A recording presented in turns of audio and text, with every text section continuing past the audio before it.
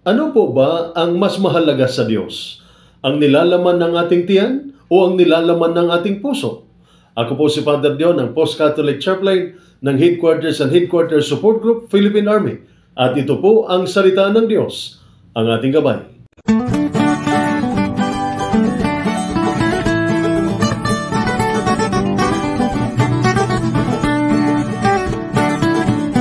Ngayon po ay Wednesday ng ikalimang linggo sa karaniwang panahon at ang mabuting balita ng Panginoon ayon kay San Marcos. Papuri sa iyo, Panginoon.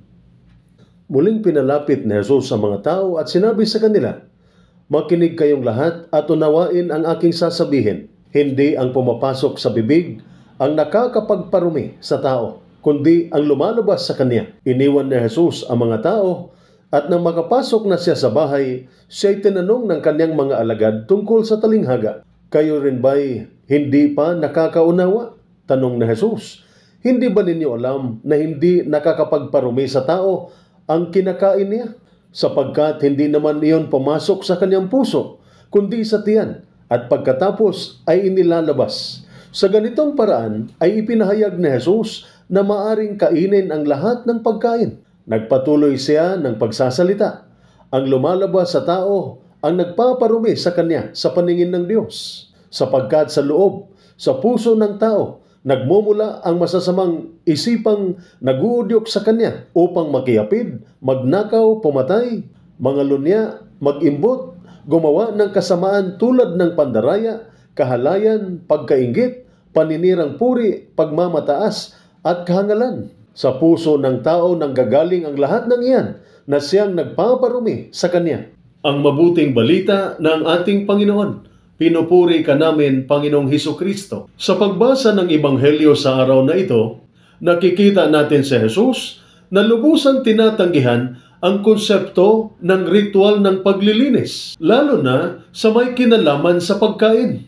Gayunpaman, ayon sa pahayag ng mabuting balita, sa gayon, ipinahayag ni Jesus na malinis ang lahat ng pagkain.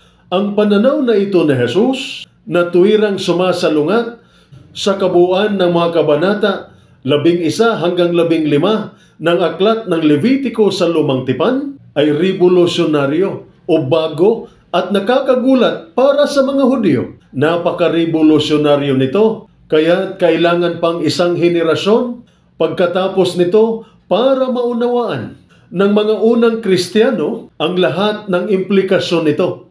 Kahit ang konsilyo ng Jerusalem na nangyari 20 taon pagkatapos nito ay humihiling pa rin sa mga bagong Kristiyanong Hentil na pigilin ang pagkain ng dugo. Ayon sa Gawa ng mga Apostol, chapter 15 verse 19, ang kahalagahan ng kwentong ito ay ang sumusunod. Sinasabi sa atin ni Jesus na ang kabanalan ay matatagpuan sa puso ng tao, sa ating pinakamalalim na desisyon at pagpili sa antas kung saan, alam man natin o hindi, natatagpuan natin ang ating sarili na humaharap sa Diyos.